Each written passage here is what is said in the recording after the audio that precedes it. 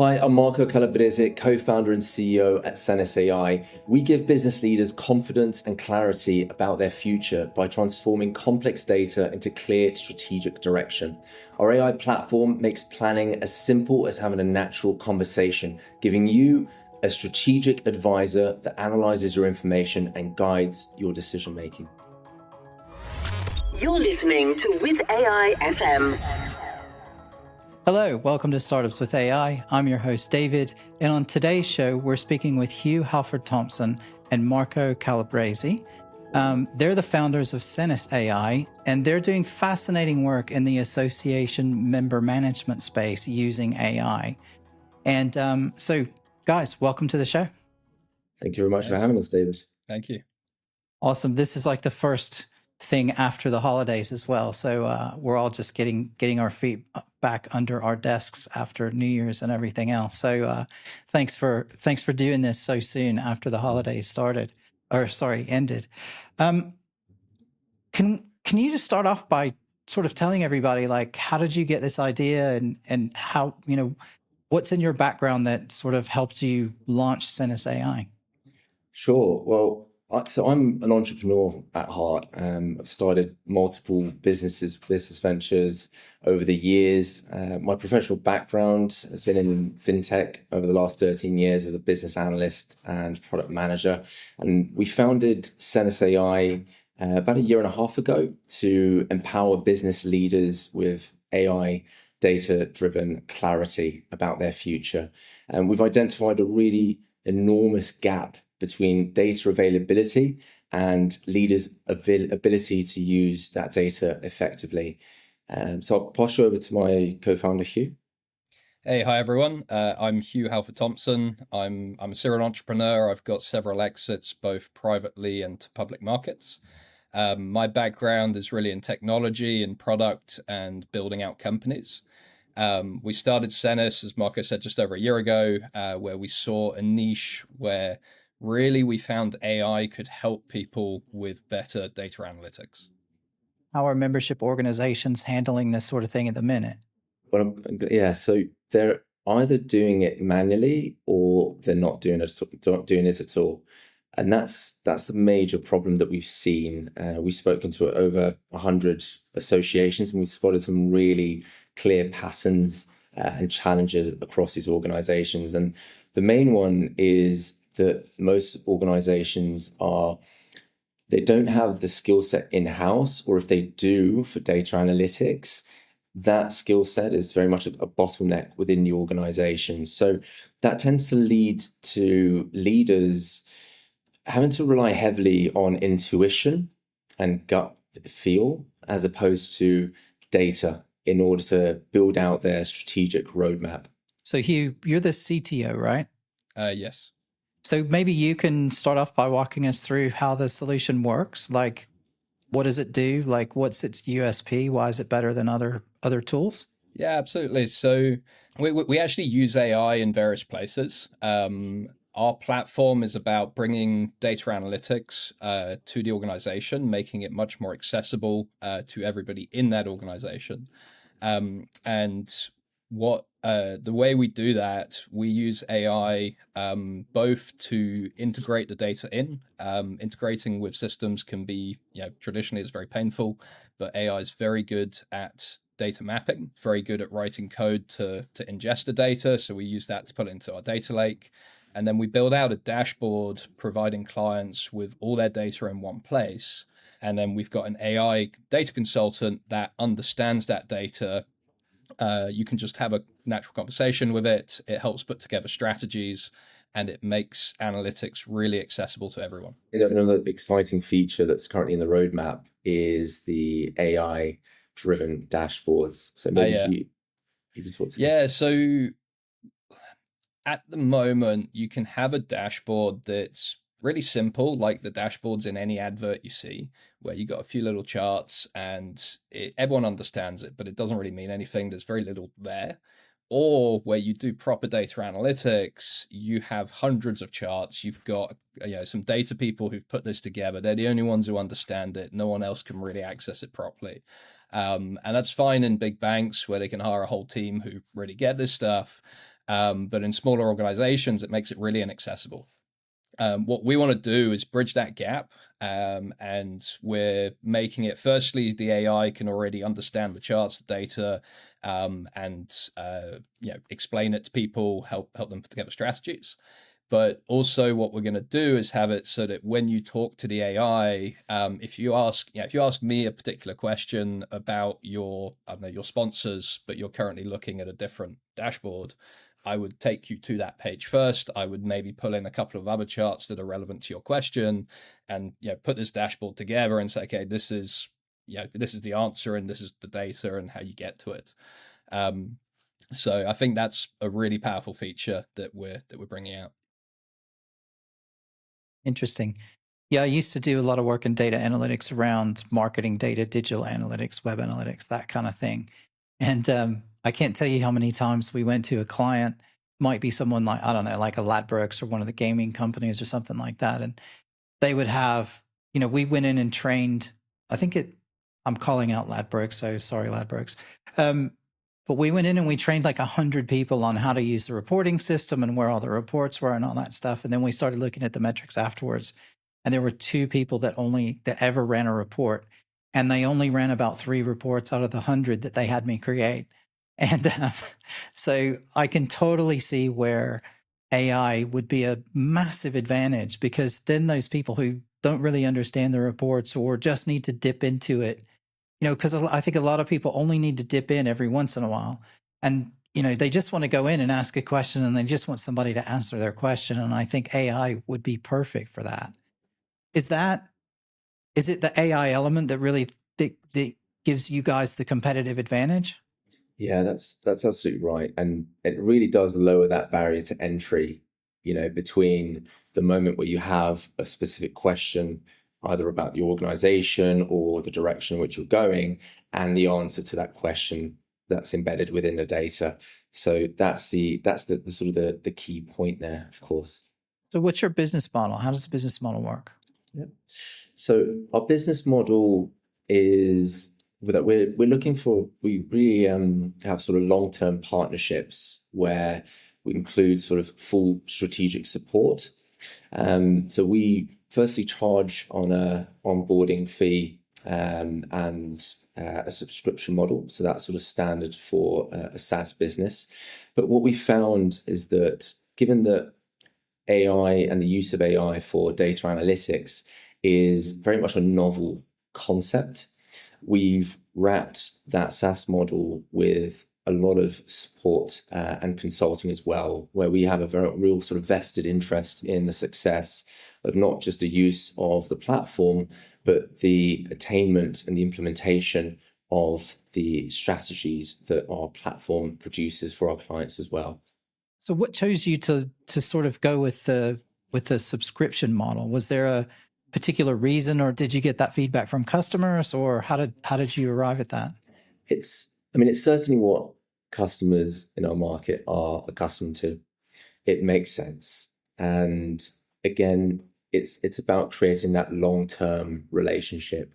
So we originally started off by running a pilot, which was very successful. And our bridge between this pilot and the existing recurring revenue model was running one-off projects where they were very tightly scoped, but they added value very quickly. And that was very much a stepping stone for us to be able to build up that confidence both in ourselves and in our clients. And we've now started bringing clients on board on a recurring revenue model. I think it's important that, because it's such a new concept, they don't realize the full value they're going to get. And this could be, long term, I think people would pay a lot more for this sort of thing, but we will need to make it as accessible as possible and give an easy onboarding ramp where people can sign up, they can get going, they can try it out. When they try it, they absolutely love it. We haven't had, I think, anyone who's used it and not liked it. So just to stick on this just for a second. So have you built your own AI, or are you using another company? Like, are you using an API into a different AI tool that you use, or how does that work in the background? Yeah, so for But building your own AI, at least for an LLM, that's a very expensive endeavor if you want to get a good one. For us, that market, the big guys can fight it out. In our tool, we currently use GPT 4.0. We're experimenting with 1.0 with their new one. And actually, we started using Claude more and more ourselves. Ultimately, there's several that are good enough. So we're using that. And then the way the platform works, we're then wrapping those AIs, those LLMs, with various tools, various workflows. So when you ask a question, it might not only ask one AI, it might ask several and pull things together. Okay, that's cool. That's interesting. And it's probably worth highlighting, and tell me if I'm wrong, but from my understanding is that if you're using the API into any of the tools, then whatever you feed through the API does not go into the training data set. Is that right? It is, and that is, I mean, that's fundamental, right? So anyone who trains on client data, their business is going to die. And ultimately, like we've signed all the agreements through the API for OpenAI. For Claude, I assume they have the same thing. I haven't personally looked at it, but I'm sure they'll have the same thing. Every single thing that goes through the business API will never be trained on. And if you think about their model, they're not going to make money from us making poems or whatever for people. They're going to make money from big organizations putting in sensitive data and really understanding their needs. And that's across the board. So they've got a big incentive to keep that private. And is there some sort of, sorry, I'm digging into this a little bit. I'm just thinking about this. So, and I assume there's a cost to that as well. So that's got to be built into the business model also. And there is, and that's something that I think, like at the moment with our current clients, like ultimately calling an AI, there are expensive ones. It sounds like a coming, but calling GPT 4.0 is pretty cheap per call. At the moment, most of our customers are in the sort of 2 to 30 mil range. They will have, they might have a team of 10, 15, maybe 20 or 50. Yeah, so I mean, the key thing here is that certainly in the starting phase, we'll take on the costs, and we'll sort of essentially bake in the costs of the API calls into the subscription. If as we progress, we find that there's scope to potentially, cap the number of calls and usage, then we'll look at that. I mean, our objective really at the moment is to make sure that we get a lot of usage on our platform. So the more the merrier. yeah, no, that's fair enough. And I guess ultimately you can just put some banded pricing in there. If you've got somebody who's, doing 50% more than someone else, then that might have some impact. But then you just go, okay, we're just going to do bands. And then you just say, look, if it's between this, it's that, and blah, blah, blah. And then you can just do it. I mean, at the moment, it's not really come up with customers because it's quite a small cost base for us. But cool. As we go up to, if we land any clients who have, say, 500 users who are going to use it daily, that's the point where we need to start having that conversation. Well, speaking about those big customers, so let's talk about market now. So how big's the market opportunity here, and what's the most exciting thing about it? Our go-to-market, it really starts with associations. So these are membership organizations that run, they've got memberships, they run events, they run certifications, maybe online courses and education. If you think of the professional organizations like the British Medical Association or the New York Bar Association, these are probably some of the best known ones. They've all got similar business models, they've got similar issues, and that actually makes it really repeatable for us.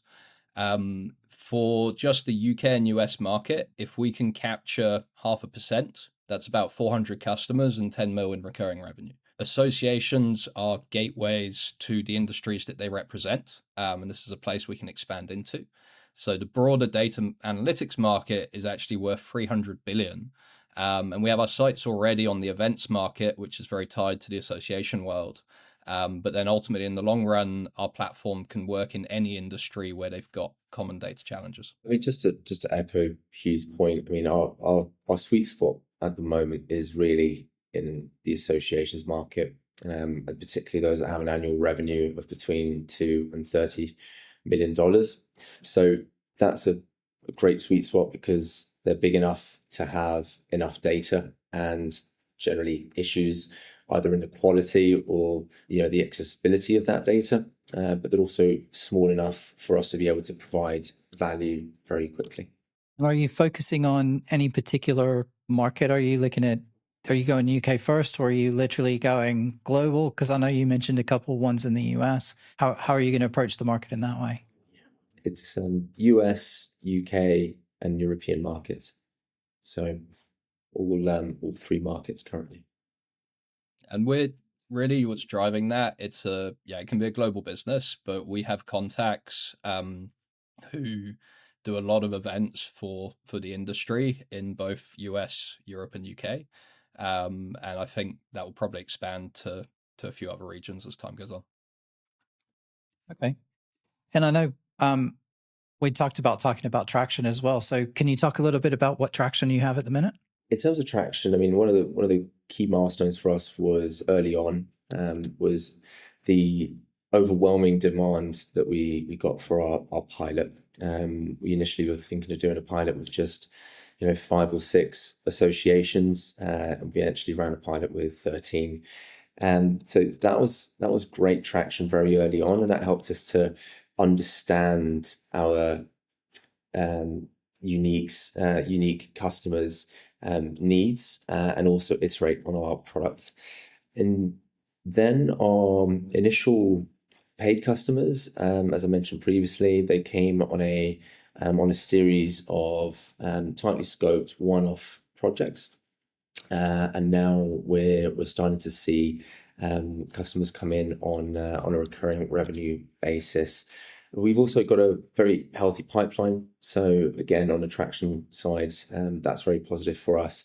And we've been working very hard on building out strategic partnerships within the association space, and some of which are very much industry leaders like Memcom, for example. And AI insights are already being used at the moment within our clients' board meetings as well. So they just bring up the platform during the board meetings and ask the AI questions. That really helps to shape those meetings and directions. And so that's the sort of the key milestones that we've hit so far. I think anything you can do to make board meetings easier is a winner. I can't tell you how many times it would have been so helpful.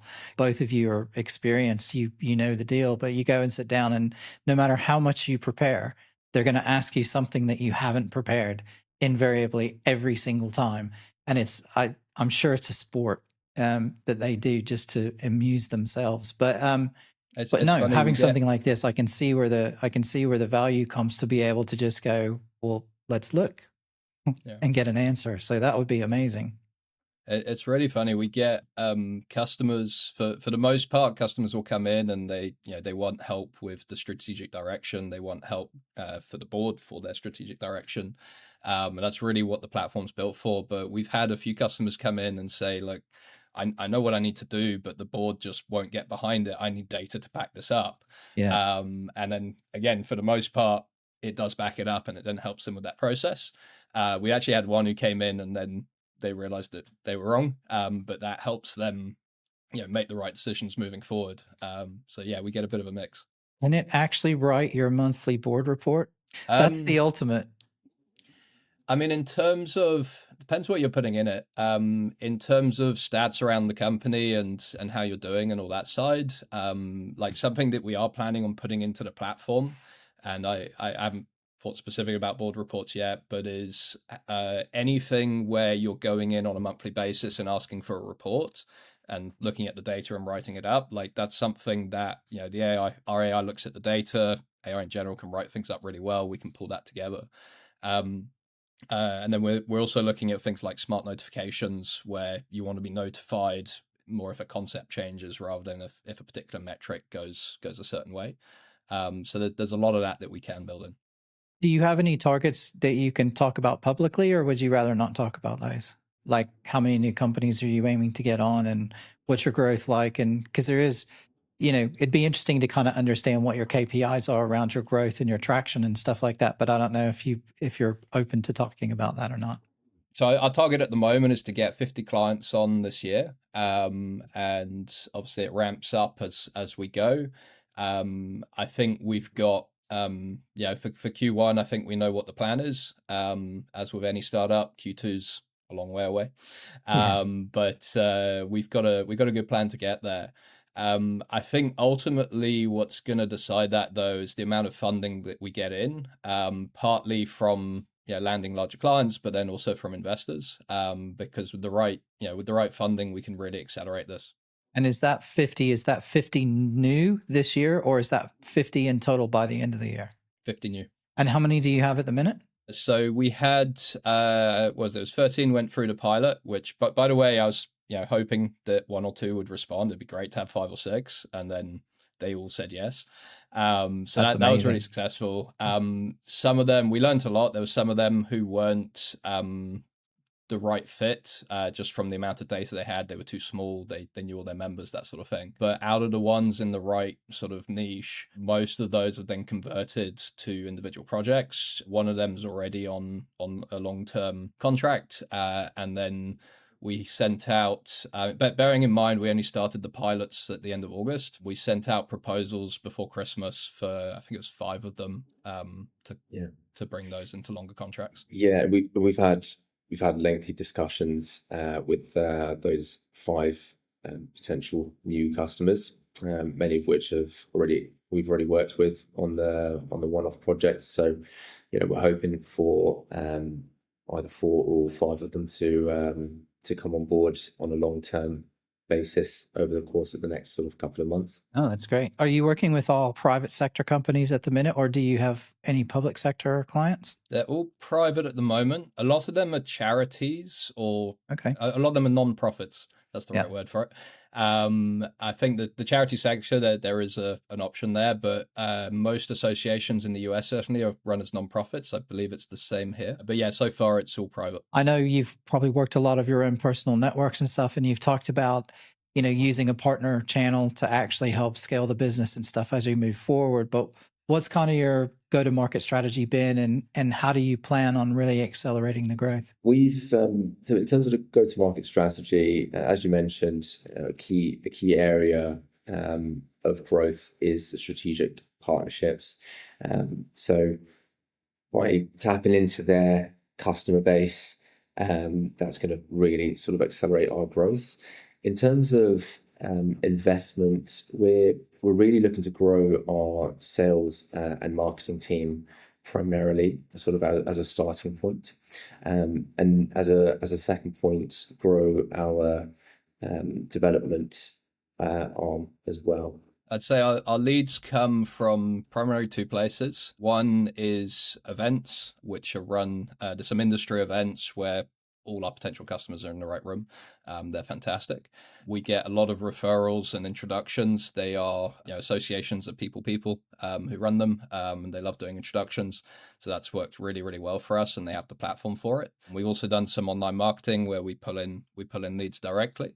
People are really happy to do those introductions. Something that's different with this is because it's built on AI, we can really scale a lot faster without having to spend so much, without having to raise so much money. So my last business, we had 15 junior developers and 2 senior ones. At a guess, we would have 1 or 2 juniors, the same senior ones, but the funding required is just not as big anymore. So we use AI in all sorts of places, and everyone's looking at how AI can help them. There's a lot of hype around that. That certainly helps, but we would need a much, much bigger team without AI. And honestly, it's far more than I could have imagined just a few years ago. So yeah, this is absolutely key for us.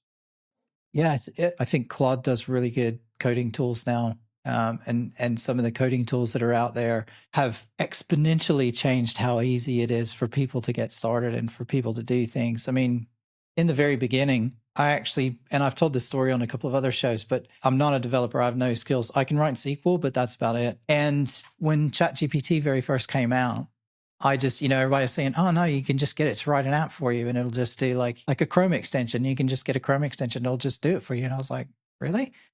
So I was like, fine, I tested it. And I just came up with some stupid idea. And I just thought, I don't know, it's like simple text replacement, like, replace he and she with they or something. Like anytime you see that in a web page, just automatically replace it.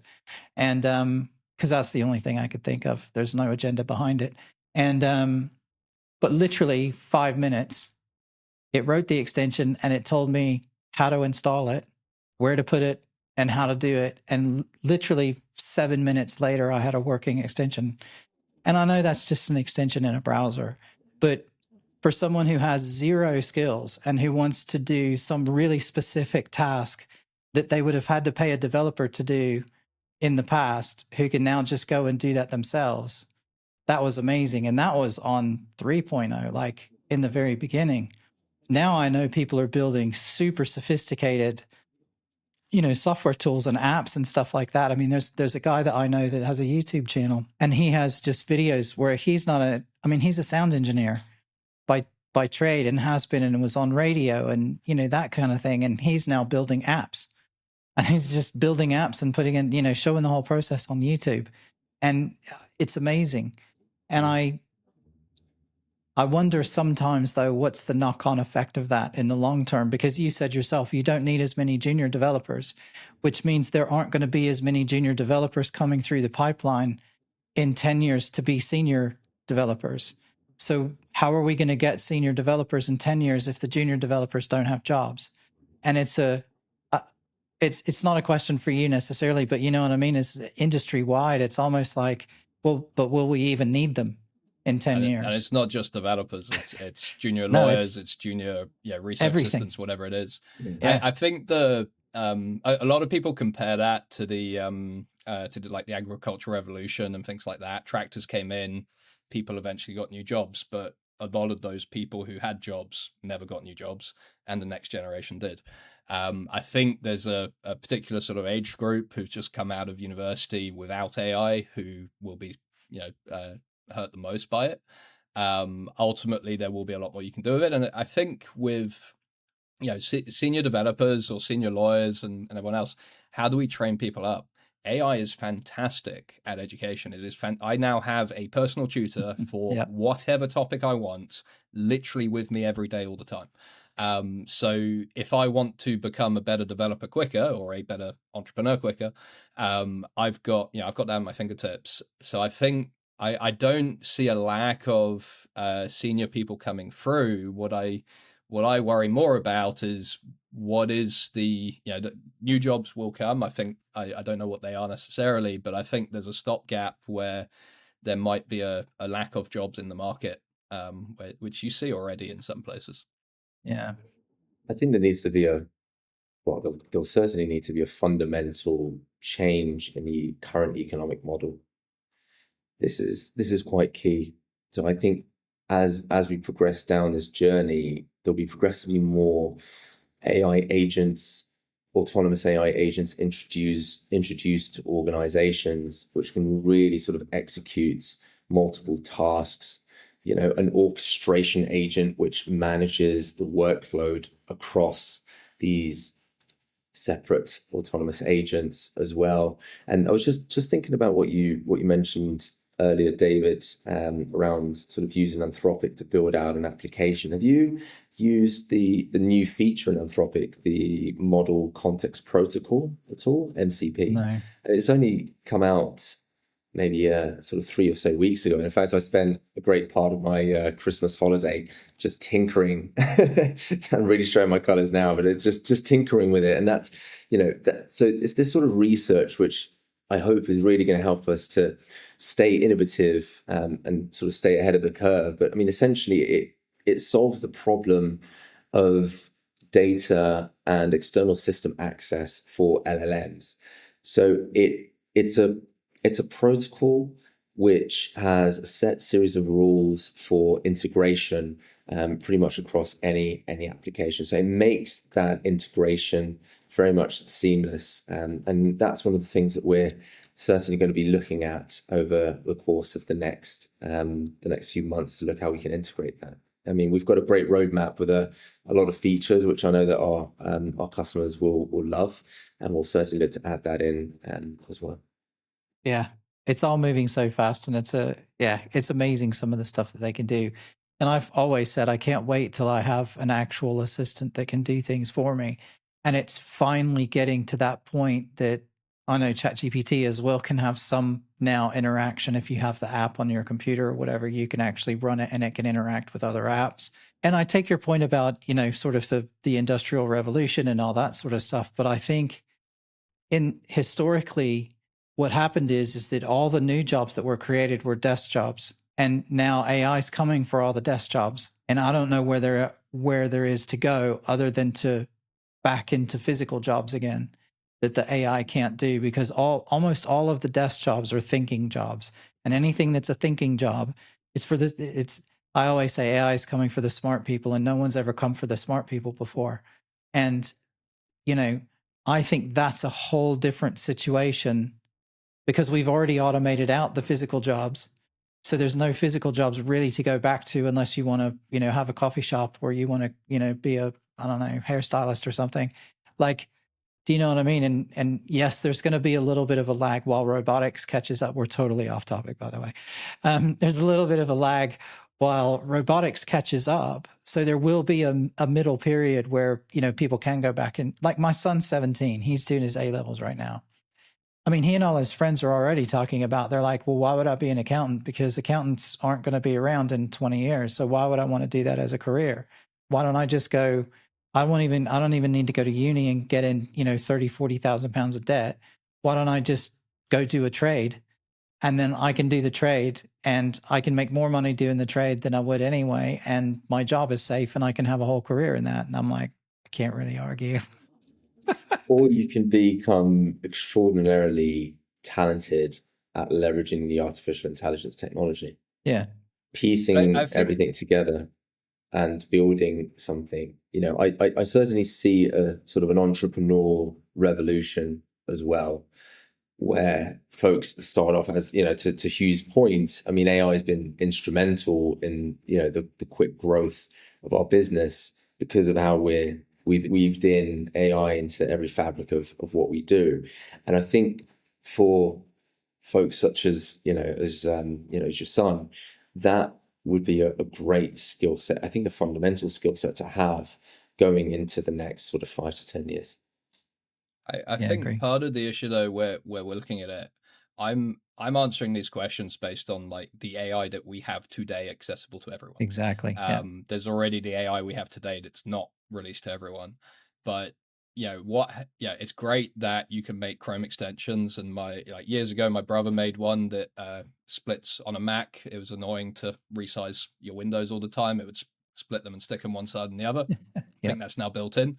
So he stopped getting revenue from it, but you can now build that extension with ChatGPT. What happens when you go on the Chrome extension store and say, I want to be able to split my windows across the screen, and it just makes it on the fly? Then that option for entrepreneurs to come in has just disappeared. And I think there are vast swathes of business models that are being built up very quickly, and will be destroyed very, very quickly. They're valuable in the short term, but it's really hard to see what's going to come further down the line. But to that point, the purpose of an entrepreneur and the skill set an entrepreneur has is, like, intrinsically it's versatile, right? So the idea of an entrepreneur is one that builds something, right? What by any means necessary is an entrepreneur is a problem solver.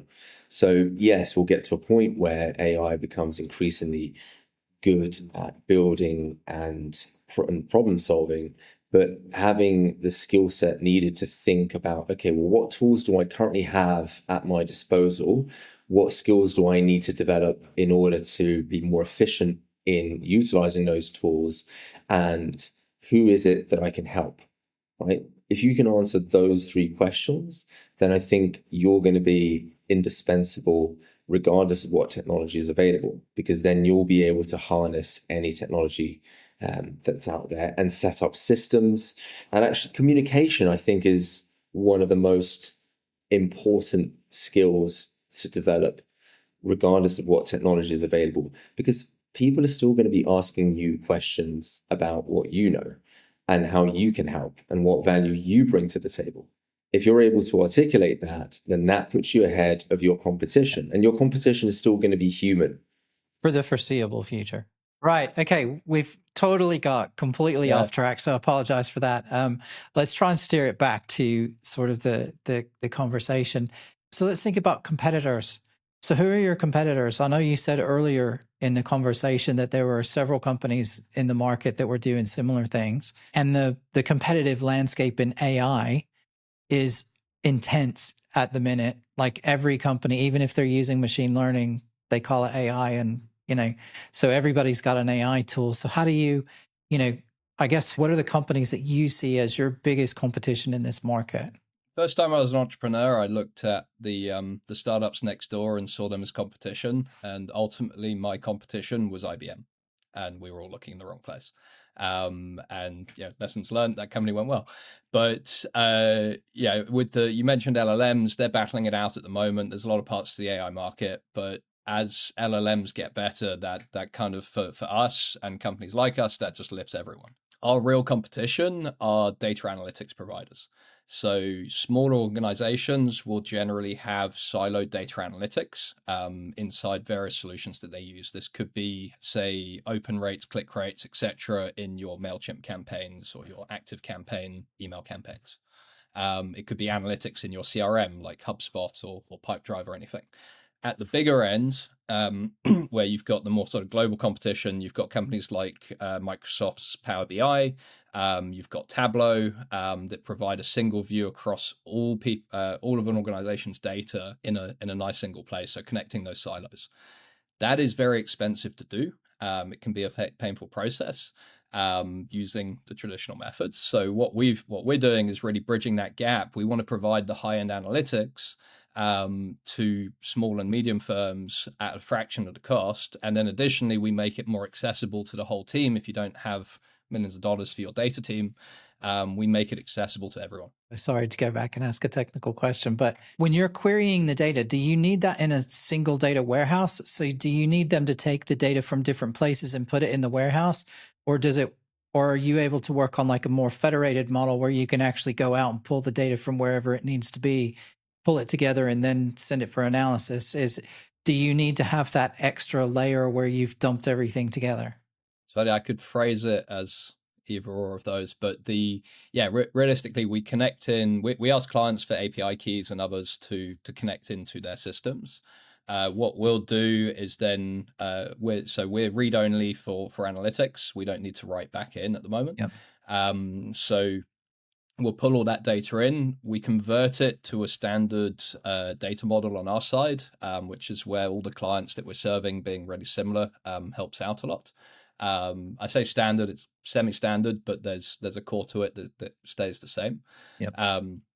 And then we put it in our data lake, and then we're effectively doing lots of queries for that, for building out the charts, and then translating all that into language for the AI so that it can then help you through it and walk you through it as well.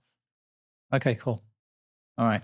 Yeah, that's with my public sector hat on. I was just thinking about how that might work in a practical environment, because I know some of the other tools have challenges with that as well. And so, like you said, you end up with a bunch of different individual tools that can only see the one data set that they're looking at, and there's no way to kind of see across the organization unless you go for something like a Tableau, which is enormously expensive. And the problem there is like integration is a pain. Data mapping as part of that integration, that's something that you farm out to the cheapest place you can, or you get the intern or the lowest paid person to do it.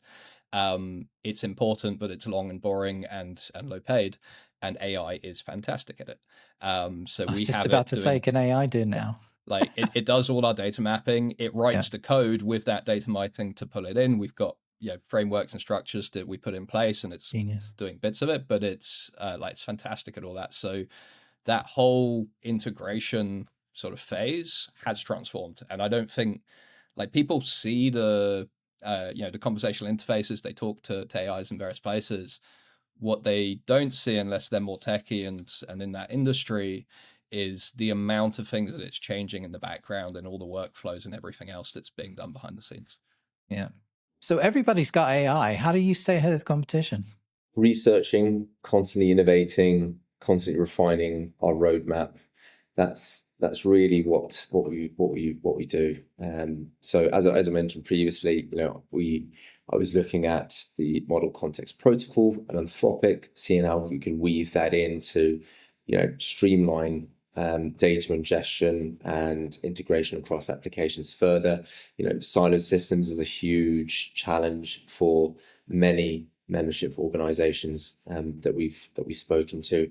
So how we stay ahead of the competition is by constantly looking at what's going on, and it's a daily change. Every single day something new pops up, and it just blows you away. So we're nimble enough to be able to take advantage of these opportunities very, very quickly.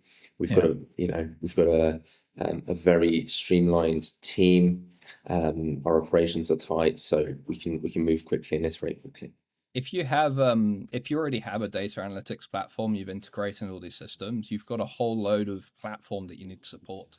And it's they're all, by the way, they're all putting in AI somewhere. Generally summarize this or write that.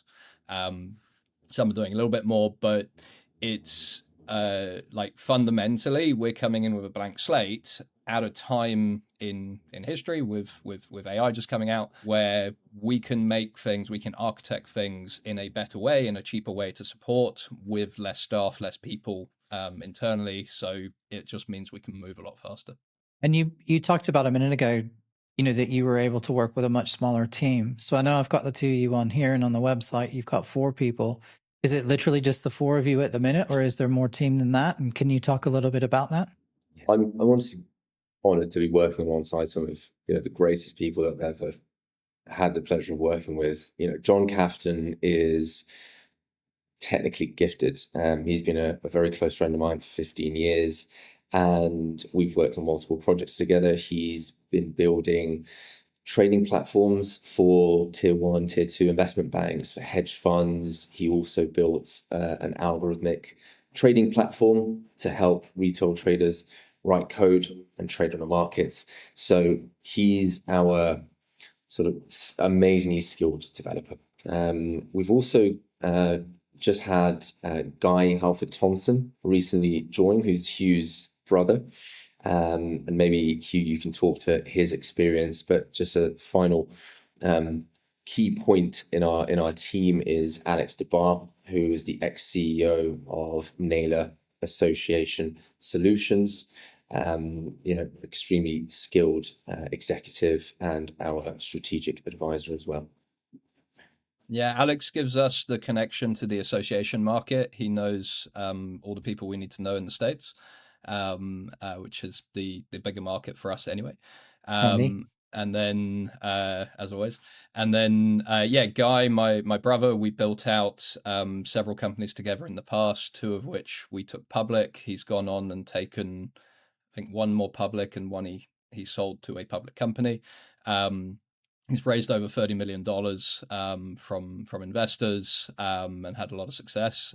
He's been guiding us through how we build this up, how we structure it, how we work with investors, a whole load of it on building a company, which is quite a skill in itself. And I think the team works together really well. I did think several times that we would need to hire junior developers. We've kind of covered this already, but at the start of the business, there were probably 3 or 4 moments I thought, okay, we got to hire someone to do X, Y, Z, even if it's part-time or whatever. And then AI stepped in and fixed it. So now whenever we think we need to do something new, we go to AI first. And finally, our newest member of the team is Christian Lebessa, who has been in sales and marketing for software solutions very similar to ours for the last 15 years. So he's handling the distribution side with myself. I think building up a company is it's something where you learn a lot at the worst possible times. And having a team that's gone through it before, with Marco, myself, Alex, Guy, John, I think everyone in the team has been an entrepreneur. Yeah. But we've been through it before. We've got a good understanding of technology. We've got the connections that we need. We know how to build and scale tech companies. And frankly, with AI, I'd say it's no different, but we need less staff. We can do it with a smaller team. But ultimately, it's another technology. I'm going to say, going to what you said earlier, in its current form, it's another technology we can leverage to automate all the stuff we wish we could automate before. And then it's a case of just staying on top of a fast moving industry. Yeah, no, that makes sense. Have you seen the T-shirts that say "This is my second rodeo"? We should get I them as haven't, but brand them. I've had this is my fourth successful. Right. Well, Yeah. we'll sit. We'll have to reflect on that in a couple of years. But That's you should get one. And so this is my fifth rodeo. I I'd saw love that. one. I'm like, yeah, I could probably have one of those. Cool. All right, let's get to the important thing. So funding, financials, that sort of thing. So are you guys looking to raise money at the moment, or are you okay? Are you sort of, are you eating your own dog food and sort of able to bootstrap, or what's going on there? Yeah, so I mean, we're fully self-funded at the moment with growing revenue. We've got a really clear path forward towards £10 million in annual recurring revenue from the association market alone, and we're looking for strategic investment, certainly to accelerate our growth at the moment. And what would you do with that money if you got it? So the platform's fully working already. So we can onboard customers. They're using it already. They're getting the value. So now we want to accelerate onboarding new customers. I think there'll be a few tweaks we do with the process as we accelerate that, but ultimately we need to invest in sales and marketing and really scale that first and fast. From there, we can expand the development team. I think as we do more and more integrations, there's going to be more work there, but it won't scale anywhere near like they used to. And that will accelerate our roadmap. And then we'll need to build. We don't know exactly how many customers per customer success person. We'll kind of fill that out, but over time we're going to need some people to support customers more ongoing as we grow that customer base. And thinking about those strategic investors that you'd like to have, there's all different types of investors that invest at different levels. So what sort of investment are you thinking? Are you talking like hundreds of K? Are you talking low millions? Are you talking tens of millions? Because those are all very different in sort of investor profiles. What do you think would do the best for you at the minute? Yeah, so we're considering whether we should do a smaller round first. That like ultimately, if we do a bigger round, we're giving up more equity earlier on. The most efficient way to raise money and the riskiest is to only just raise just enough money each month. Ultimately, I think we do a smaller round now in the hundreds of thousands, and then as we scale, then it's going to be a question of how fast can we scale, where are the bottlenecks, if we, do we want to put $1 million behind it, raise a few million, and really accelerate that. I would say once we're beyond that, looking at the tens of millions, we'll be a different company, and I'll answer the question again. That's fair. And have you done your advanced assurance thing for EIS and all that? We were looking at that just yesterday, actually.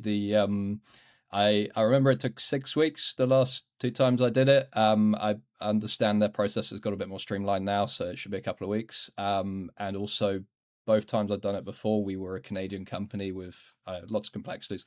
But we will get that done before the round, of course. Okay, brilliant. Right, so I think we're at the end. So who wants to talk about the vision? Like, what's your grand vision, for the next sort of 5 to 10 years? How do you think the company is going to evolve, and where would you like it to go?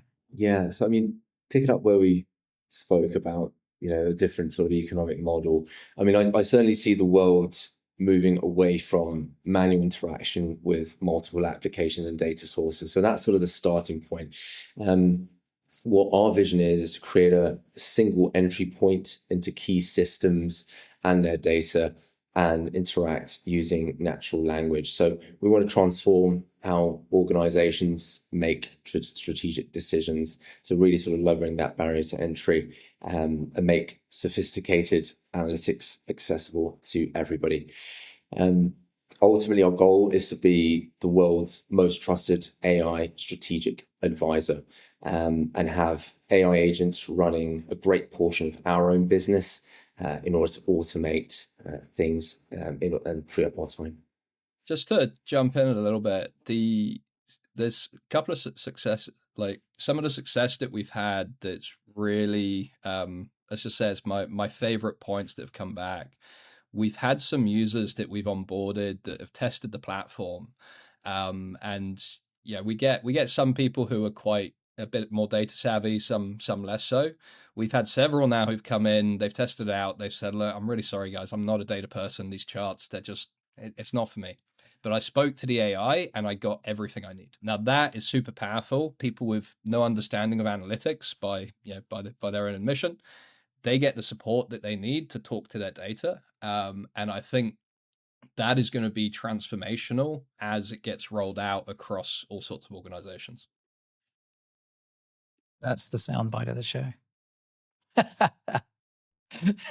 Nice one.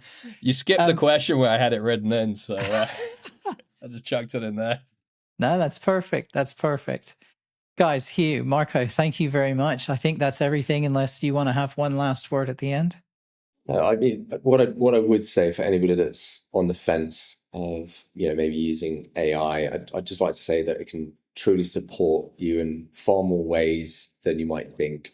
AI is now more accessible and cheaper than it ever has been before. It really does help crystallize your thoughts and drive you in a direction that you're seeking to get to. Brilliant. All right, gentlemen, thank you very much for your chat today. It's been amazing. And for listeners, thanks to you for joining us today as well. If you're a startup looking to showcase your AI-driven innovation or a sponsor wanting to support the future of AI entrepreneurship, visit startups.withai.fm and to learn more about how to get involved. And that's it for today. So thank you very much, and we'll see you soon. Bye-bye.